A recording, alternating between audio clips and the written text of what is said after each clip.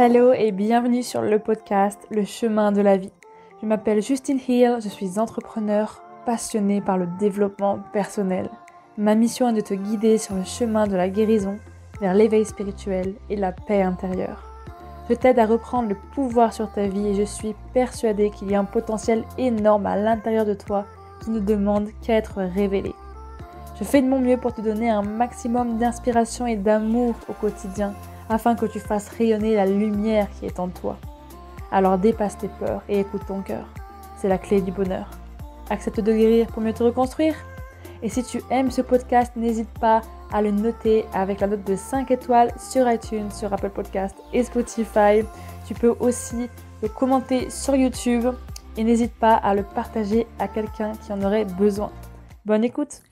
Hello à tous les amis, j'espère que vous allez bien, vous êtes en forme. Donc on se retrouve aujourd'hui, en ce mercredi, pour un tout nouvel épisode du podcast. Je suis super contente de vous retrouver comme à chaque fois. Et aujourd'hui, on va parler de l'ego. C'est un sujet que j'avais vraiment envie d'aborder. Et en plus, faut savoir que, bon après, c'est vraiment quand même assez large comme sujet. Voilà tout. Et je pense qu'il y a beaucoup de choses à dire, donc je vais démarrer tout de suite. Et je pense vraiment que je vais faire plusieurs épisodes de podcast. Mais là, je voulais vraiment déjà faire un premier épisode sur comprendre son ego, comprendre vraiment comment il agit, ce que c'est, comment le cibler. Et pourquoi pas après faire d'autres épisodes sur, je sais pas, l'ego au service de l'âme, etc. Les petits vices de l'ego, enfin je sais pas, plein de choses comme ça en fait. Parce que c'est tellement un sujet large. Et l'ego, en fait, faut savoir... Dans un premier temps, bon, je sais pas si vous avez remarqué, mais là je suis hyper sérieuse, hein. Depuis que j'ai commencé ce podcast, je sais pas ce qui m'arrive. Je suis en mode saturnienne, alors que je suis pas saturnienne de base. Bref, je m'égare en plus en astrologie, mais ouais, j'adore l'astrologie, voilà. C'est une de mes plus grandes passions. Mais oui, en gros, qu'est-ce que je voulais dire? En fait, j'ai tourné une vidéo YouTube juste avant, donc en fait là, si vous voulez, je suis lancée. Là, je suis à fond dans les podcasts, là, je suis à fond dans la création de contenu, je suis à fond. Mais bref, du coup, on va commencer par... Enfin, je vais commencer parce que je parle toute seule, hein. Je suis un petit peu toute seule derrière mon micro, même si je sais que vous m'écoutez, voilà. Donc en fait, je vais vous définir un petit peu pour moi qu'est-ce que c'est l'ego, à quoi ça sert, etc. Parce que c'est super important de remettre les pendules à l'heure. Parce que bien souvent, j'entends beaucoup de gens dire, et c'est insupportable, dans le monde des persos d'ailleurs, beaucoup de gens qui disent ça, que l'ego, il faut l'exterminer, il faut le détruire, c'est pas bien... il faut couper son ego, etc. Il faut pas avoir d'ego. Alors, no. Non, parce que si on n'a plus d'ego, en fait, on n'est plus humain, on n'est plus en vie, voilà. Donc c'est pas possible. C'est pas... Même si vous voudriez le faire, vous pourriez pas, déjà. Et heureusement qu'on a un ego, parce que sinon, on pourrait même pas se distinguer de l'immeuble d'en face, de la chaise, du verre d'eau, des toilettes, de mon t-shirt, enfin... En gros, si vous voulez, l'ego, c'est ce qui permet de se différencier des uns des autres. Et de se différencier de la matière, en fait, en général. Parce que moi, ça permet de me différencier de Jean-Eudes, mais ça permet aussi de me différencier, comme tout à l'heure, je parle d'un drapeau, de l'océan, d'un doudou, enfin voilà, de plein de choses, en fait, je sais pas, comment on appelle ça, des molécules particulières, enfin, voilà, des animaux et tout. Et en fait... L'ego, il est déjà primordial pour ça, pour avoir une personnalité, pour être en fait un être humain unique. En fait, c'est ce qui fait aussi un petit peu notre unicité aussi, parce qu'on a tous un ego et il vient aussi de manière, bon après un peu similaire, mais c'est ce qui fait qu'on a des personnalités différentes. C'est ce qui fait aussi que moi, par exemple, je peux te dire, je m'appelle Justine, je suis née en France, je suis entrepreneur, etc., etc. En fait, c'est ce qui permet de s'identifier, donc c'est très important. Et si on n'en avait pas, eh ben, on ne serait pas humain. Donc déjà, c'est la base à savoir. Ensuite, alors oui, l'ego, il peut être problématique, je vous l'accorde. Quand on ne sait pas exactement ce que c'est ou comment il agit sur nous, etc. Même quand on le sait, hein, forcément, des fois, c'était problématique. Mais ce qu'on cherche en fait avec l'ego, et ce que je vais vous partager vraiment, comment mieux le comprendre, c'est déjà de se dire que l'ego n'est pas à supprimer. L'ego n'est pas à éradiquer, voilà, mais juste à vraiment l'apprivoiser parce que on peut pas dire je mets mon ego de côté ou je le laisse ou je le détruis, etc. On peut pas déjà, et puis même c'est pas très sain de dire ça, je pense. Après, bien sûr, il peut nous causer pas mal d'ennuis, ça c'est sûr et certain, mais c'est vraiment ouais, de comprendre l'ego, de le mettre au service de son âme, ça c'est ce que j'aime bien dire, de faire en sorte que l'ego ne soit pas problématique et qui nous embête pas la vie, comme on dit. Donc par exemple, qu'est-ce que je peux dire? Ouais, par exemple, si vous avez, je sais pas, quelqu'un qui fait quelque chose contre vous, par exemple, qu'est-ce que je peux dire comme exemple? Je sais pas, il y a quelqu'un qui rentre chez moi, par exemple, un exemple concret, et qui a les pieds dégueulasses, qui saccage tout, etc., qui fout le bordel alors que c'est même pas chez lui. Mon ego, il va dire, tu fais quoi là? C'est chez moi, tu dégages, tu nettoies, enfin voilà, tu vois ce que je veux dire? Direct, en fait, c'est l'ego qui va réagir. Ou par exemple, quand on me fait un reproche, ou quand on me dit non, quand on me dit non, par exemple, parce que moi j'aime pas trop qu'on me dise non, quand on me dit non, c'est pas possible, moi je peux pas faire ça, etc. Faut que tu trouves une autre solution et tout. Bah moi direct, au lieu de réfléchir, je vais être direct dans mon ego, je vais dire bah non, bah c'est possible, parce que tout est possible, je suis pas d'accord, nanana. Enfin, vraiment l'ego, il se caractérise un petit peu comme ça. Quand vous dites, par exemple, moi j'ai fait ci, j'ai fait ça, tu m'as fait ça à moi, etc. En fait, quand vous mettez le mot moi je, c'est votre ego qui parle. Autre exemple, quand, je sais pas, vous parlez de vos possessions. Non, mais ça c'est à moi, ça c'est ma voiture, ça c'est mon appartement, ça c'est mon copain, ça c'est ma copine et machin. Ça c'est votre ego aussi qui parle, ok? Quoi d'autre aussi? En fait, il y a plein de manières. En fait, il sort tellement de plein de manières. Mais la manière la plus flagrante, c'est quand quelque chose arrive et que ça vous plaît pas. Et qu'il y a un truc qui vous déplaît, qui vous procure des émotions assez désagréables. Comme, je sais pas, vous êtes en colère, vous commencez à être hyper triste, etc. Enfin bref, peu importe l'émotion. Mais surtout la colère, quand un truc vous agace ou quoi, ou quelqu'un fait quelque chose contre vous. Et ben en fait, quand vous réagissez comme ça, là, que vous partez un petit peu au quart de tour, que vous commencez à vous défendre, vous être en mode défense, c'est votre ego qui intervient. Voilà. Donc l'ego, il apparaît vraiment à peu près tout le temps. Genre vraiment. Ou par exemple, quand vous avez fait un truc bien et que vous dites regarde, c'est moi qui ai fait ça. Regarde ce que j'ai fait. Regarde, t'as vu comme je dessine bien ou comme je fais ça bien et tout. Ça, c'est votre ego qui parle. Ou quand vous voulez être sur le devant, sur la lumière, au devant de la scène, il n'y a aucun mal à ça. Il n'y a aucun mal à vouloir rayonner, absolument pas. Même moi, je suis en train d'apprendre à le faire de plus en plus. Parce qu'il n'y a vraiment aucun mal à ça et c'est même hyper bien de se mettre en avant. Mais il faut savoir que c'est l'ego qui fait ça. Et des fois, pourquoi ça peut être problématique? Après, j'aime pas forcément dire ce terme, donc on va dire un autre mot. Ça peut être embêtant et procurer beaucoup d'émotions et aussi être vraiment en désaccord avec nous-mêmes. Et aussi, par exemple, ça peut aussi, j'allais dire un truc en anglais, disrespectful. Ça peut ne pas respecter les autres. Parce que si votre ego se met en travers du respect, par exemple, et vous avez plus de respect pour l'autre, vous commencez à l'insulter, vous commencez à être hyper méchant, etc. Alors oui, c'est votre ego, mais du coup, là, il se manifeste d'une manière hyper négative. Parce que je veux bien qu'on ait tous un ego, mais il y a quand même des limites. Par exemple, vous n'allez pas tuer quelqu'un parce que il vous a volé votre bonbon. Enfin, il y a un moment donné, il y a quand même des proportions, tu vois. Mais c'est vrai que l'ego, ben, genre, ça peut faire du mal, en fait. Ça peut faire beaucoup de mal. Parce que des fois, ça nous bloque. Ça peut bloquer notre intuition. Et parce que l'ego aussi, c'est aussi le mental, c'est lié, hein. C'est très lié. Après, le mental, c'est plus les pensées qu'on va avoir, etc. Alors que l'ego, c'est plus dans ce qu'on dit et tout. Bah, ça peut. En fait, pour moi, ça sort beaucoup plus facilement comme ça. Mais c'est vraiment. Enfin, ça va nous blesser dans notre cœur. Et du coup, en fait, l'ego de base aussi, ce que j'ai pas dit, c'est qu'en fait, il est là pour nous protéger. Donc, de base, en fait, c'est pas quelque chose de mauvais. C'est aussi ce qui nous rend humains, mais c'est aussi ce qui va nous protéger.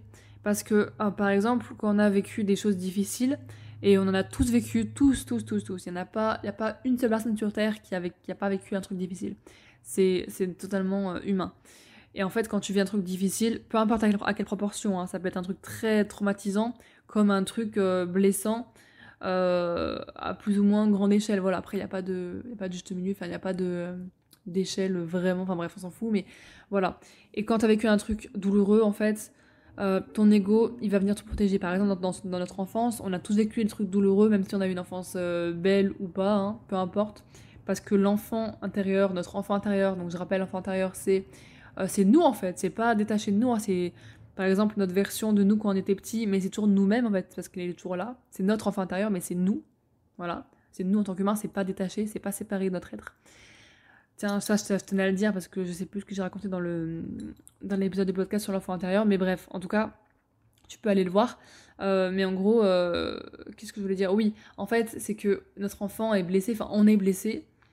Et du coup, l'ego, pour se protéger, il met une carapace, il commence à mettre un masque. Donc c'est ce qu'on appelle le masque des 5 blessures. Et d'ailleurs, j'ai fait un podcast aussi sur l'épisode des 5 blessures de l'âme, que tu peux aller écouter parce qu'il est hyper intéressant, il te décrit un petit peu les 5 blessures en général. Après, tu peux acheter le livre aussi, qui est vraiment incroyable. Pour moi, c'est le livre le plus incroyable que j'ai jamais lu de ma vie. C'est le meilleur livre du monde. Rien que ça, hein, pour te dire. Voilà. Et bref. Et qu'est-ce que je voulais dire? Oui, qu'en fait, quand t'as une blessure, on va y arriver. En ce moment, je m'emballe. Quand t'as une blessure et que ton ego, en fait, il sait pas... Enfin, il voit que t'es blessé, en fait, il va mettre un masque. Donc, il va mettre le gant. Donc, je reprends cet exemple que j'avais dit dans l'épisode de podcast. C'est que t'as une blessure. Par exemple, je sais pas, on va prendre un truc un peu extrême, mais tu t'es fait abandonner par ta mère ou ton père. Il est plus jamais rentré à la maison. Ok? Ou il est plus jamais rentré à la maison. Ça c'est un exemple bon assez quand même dur et assez extrême, mais c'est pour que tu comprennes. Par exemple, si ta maman t'a abandonné ou ton papa t'a abandonné, tu vas ressentir peut-être la blessure de l'abandon. Après c'est pas obligé parce que les blessures ne sont pas forcément liées au fait. Peut-être que tu vas sentir aussi trahi. Tu vas peut-être te sentir trahi. Par exemple, imagine, je sais pas, ton père t'abandonne, tu te sens trahi. Bah en fait du coup, tu vas créer un masque. Autour de ça, tu vas peut-être faire la femme qui est forte quand tu seras plus grande. Peut-être que tu vas faire comme si, en fait, tu pouvais tout gérer toute seule et que tu n'avais pas besoin d'aide, tu avais besoin de personne, etc. Tu gérais tout toute seule. Tu te crées une carrière où tu es hyper occupée pour pas penser au fait qu'on t'a trahi ou qu'on t'a abandonné. Et du coup, ton ego, il te dit non, mais moi, je peux gérer toute seule, je suis capable, je suis assez forte toute seule, j'ai besoin de personne, etc. Ça, c'est ton ego qui parle. Voilà un petit peu comme exemple. Et du coup, ça c'est le gant derrière la blessure. C'est comme si par exemple tu t'es fait une plaie à la main. Et en fait, l'ego, il vient juste mettre le gant. Il vient pas nettoyer la blessure, il vient pas la guérir. Il vient juste mettre un gant pour faire comme si elle n'existait pas. Ça, c'est la protection. Et vraiment, ça peut être assez compliqué des fois à enlever ça parce que l'ego, des fois, il est tellement fort. Moi, je sais que j'ai un ego, en vrai, j'ai un gros ego. On va pas se mentir. Il est quand même assez présent. Et voilà. Donc il est assez présent, mais après, j'essaie de l'apprivoiser, de lui faire comprendre que des fois c'est pas ok, c'est que moi qui décide. Et donc, du coup, en lisant le livre aussi de la guérison des blessures, j'ai donné un nom à mon ego, je l'ai appelé Cloudy par exemple. Et c'est bien de le personnifier des fois, comme ça. En fait, ça permet de prendre du recul, ce qui est assez compliqué pour ma part. Et en fait, cloudy, ça veut dire nuageux, etc. En fait, parce que pour moi, c'est en fait l'ego, genre c'est comme si je voyais rien, qu'il y avait des nuages partout, c'est le brouillard, etc. C'était un petit peu genre gris, etc. Et je peux pas percevoir l'horizon au loin et tout. Et du coup, je l'appelais cloudy, bref. Mais vraiment, je trouve que c'est intéressant de donner un nom à son ego, parce que quand tu le vois, tu peux le dire, bon écoute Cloudy, je sais que t'es énervé là. Là, t'as peur et tu veux me protéger. Ok, donc merci beaucoup. Du coup, c'est un exemple que tu peux donner, hein, par exemple. Merci beaucoup d'avoir fait ça pour moi, je t'en suis très reconnaissante. Je sais que t'as voulu me protéger, mais en fait, là, j'avais pas besoin de toi, et honnêtement, je peux me débrouiller toute seule parce que je peux me protéger toute seule, et je prends ma propre responsabilité. Merci de m'avoir prévenue, mais maintenant, je gère. Tu peux disposer. Voilà. En vrai, vous pouvez très bien parler à votre ego comme ça, moi, des fois, je le fais. Ça m'arrive des fois. Pas tout le temps, mais des fois ça m'arrive, parce que bien sûr il apparaît quand même pas mal souvent, mais oui ça m'arrive. Et aussi autre chose que je voulais rajouter, encore, c'est que par exemple quand vous dites ouais moi l'ego franchement j'ai plus du tout d'ego, j'en ai pas, ou les gens qui disent non mais moi j'en ai très peu, il se manifeste jamais, j'ai pas d'ego, ou alors encore mieux, j'ai vaincu mon ego, c'est bon, terminé maintenant, il me contrôle plus. Bah en fait ça c'est votre ego qui parle. Voilà. C'est marrant, c'est marrant. Après il faut juste pas le diaboliser et pas le dire c'est de ta faute, nanana, parce qu'en fait l'ego c'est juste un mécanisme humain qu'on a développé au fur et à mesure du temps depuis qu'on est sur la Terre, enfin voilà je sais pas trop, mais en tout cas c'est un mécanisme qu'on a développé et c'est devenu quelque chose qu'on a nommé tellement c'était fort quoi. Et il faut juste apprendre à l'apprivoiser Après, je peux pas dire que je suis experte en la matière parce que moi-même j'ai beaucoup d'ego et il revient et voilà. Mais quand vraiment il me saoule, j'aime bien lui parler pour le remettre à sa place un petit peu. Parce que, par exemple aussi, ce qui est un petit peu dommage, c'est que l'ego des fois il bloque l'intuition.